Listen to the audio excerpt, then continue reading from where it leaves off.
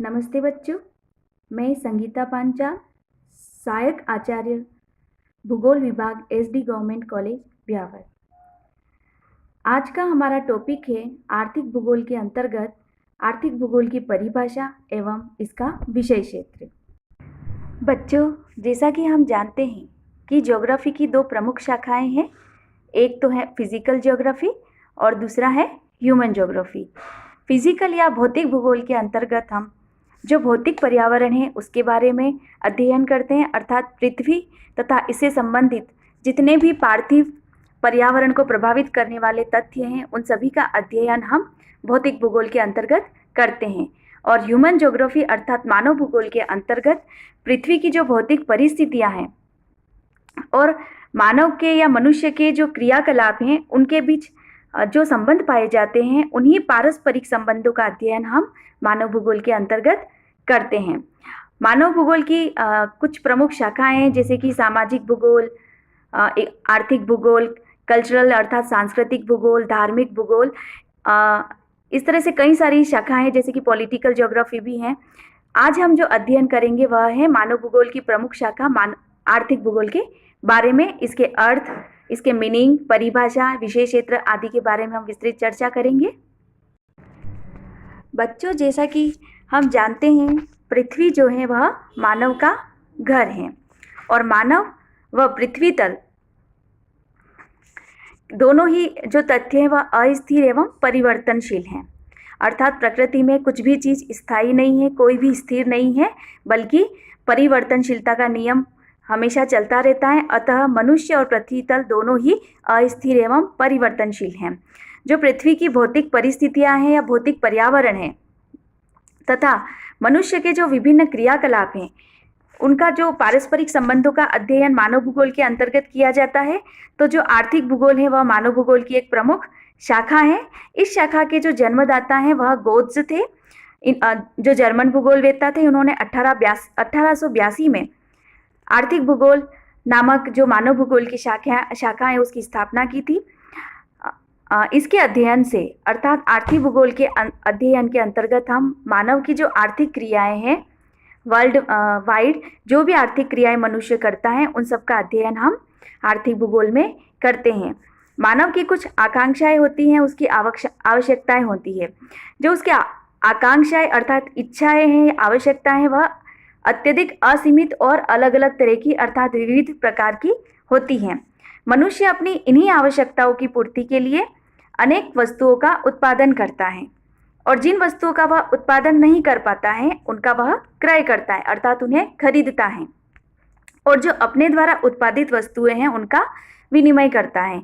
बच्चों, यहाँ एक तथ्य स्पष्ट है कि मनुष्य आत्मनिर्भर नहीं है, अपितु उसे अपनी आवश्यकताओं की पूर्ति के लिए अन्य पर निर्भर रहना पड़ता है, अन्य लोगों पर निर्भर रहना पड़ता है। जैसे एक देश है उसको दूसरे देश पर निर्भर रहना पड़ता है, क्योंकि जो संसार में भौतिक जो परिवेश है उसमें कई तरह की असमानताएं पाई जाती हैं और उन्हीं असमानताओं के फलस्वरूप जो मानवीय पर्यावरण है उसमें भी विविधता पाई जाती है। इस तरह से बच्चों हम देखते हैं कि इकोनॉमिक ज्योग्राफी क्या है। जो मानव की जो आर्थिक क्रियाएं हैं, इकोनॉमिक एक्टिविटीज़ हैं, उसी का अध्ययन हम इकोनॉमिक ज्योग्राफी के अंतर्गत करते हैं। बच्चों, इकोनॉमिक ज्योग्राफी की डेफिनेशन के बारे में सबसे पहले हम डडले स्टाम्प की परिभाषा की व्याख्या करेंगे। डडले स्टाम्प ने इकोनॉमिक ज्योग्राफी के बारे में कहा है कि economic geography involves consideration of geographical and other factors which influence man's productivity, but only in limited depths, so far as they are concerned with production and trade. अर्थात Dudley stamp कहते हैं कि इकोनॉमिक ज्योग्राफी के अंतर्गत उन भौगोलिक कारकों का अध्ययन किया जाता है जो कि मानव की जो प्रोडक्टिविटी है अर्थात मानव की जो उत्पादकता है, आर्थिक गतिविधियां हैं, उनको प्रभावित करते हैं। इसी तरह से जिम्मरमैन कहते हैं कि economic geography deals with the economic life of man with relation to environment. अर्थात जिम्मरमैन कहते हैं कि जो इकोनॉमिक ज्योग्राफी अर्थात आर्थिक भूगोल है उसका संबंध जो है वह मानव के जो आर्थिक जीवन है उससे संबंधित है, जो कि पूरी तरह से एनवायरनमेंट से संबंधित हैं। अर्थात जो मानव का आर्थिक जीवन पर्यावरण से प्रभावित होता है उसी का अध्ययन इकोनॉमिक ज्योग्राफी के अंतर्गत करते हैं।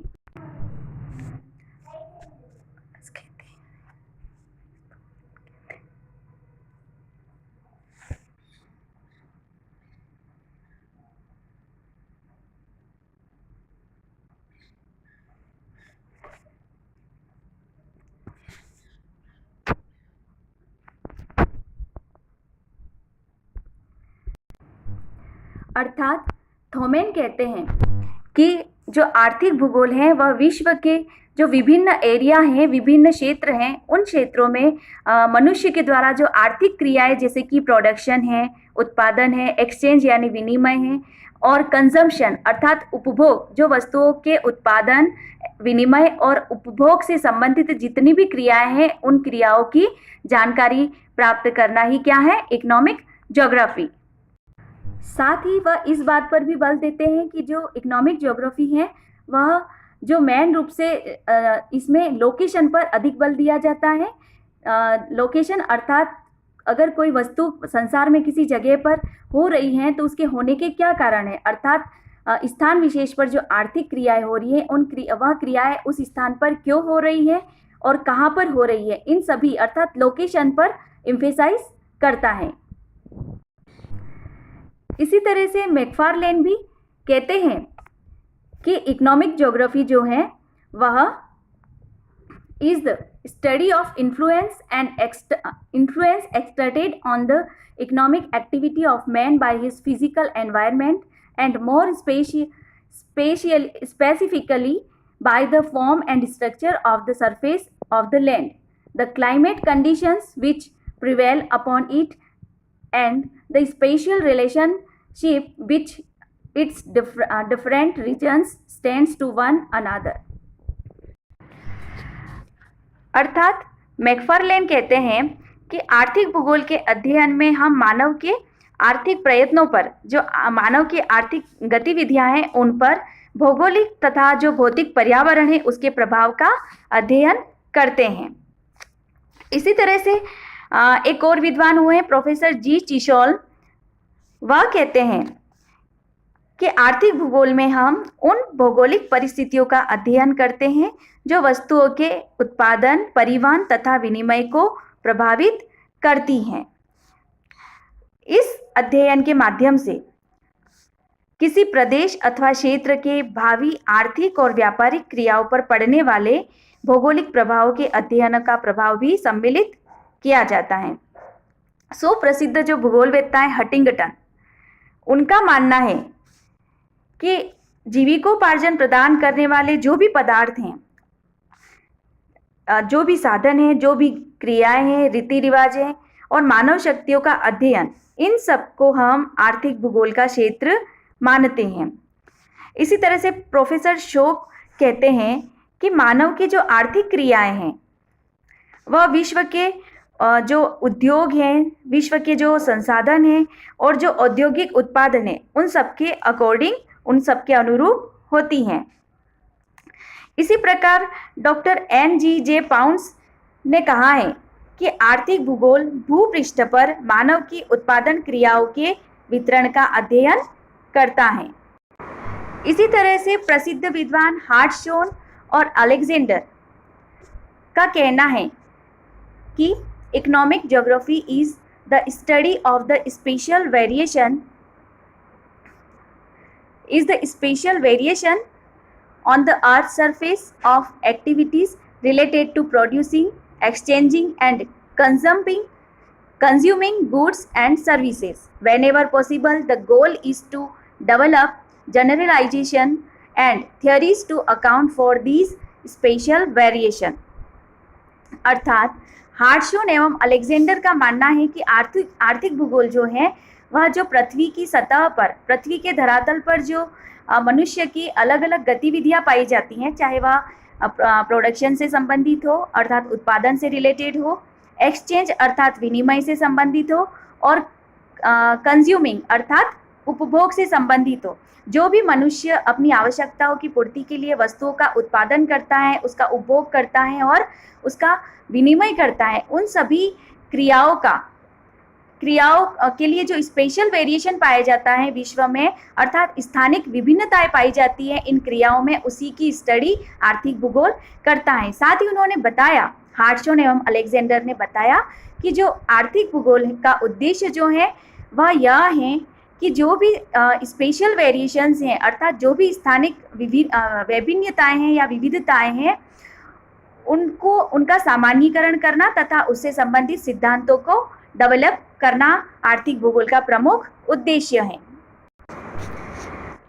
प्रोफेसर रेयन और बेगस्टन के शब्दों में आर्थिक भूगोल जो है वह है, आर्थिक भूगोल के अध्ययन में, रेयन बताते हैं कि आर्थिक भूगोल के अध्ययन में विश्व के भिन्न भिन्न भागों में मिलने वाले आधारभूत संसाधन जो हैं और जो भी स्रोत हैं उनका अध्ययन किया जाता है। अर्थात रेयन के अनुसार इकोनॉमिक ज्योग्राफी के अंतर्गत विश्व के जो अलग अलग भागों में जो भी संसाधन प्राप्त हो रहे हैं, जो फंडामेंटल रिसोर्सेज हैं, बेसिक रिसोर्सेज हैं, और उनके स्रोत का अध्ययन जो किया जाता है वह आर्थिक भूगोल के अंतर्गत किया जाता है।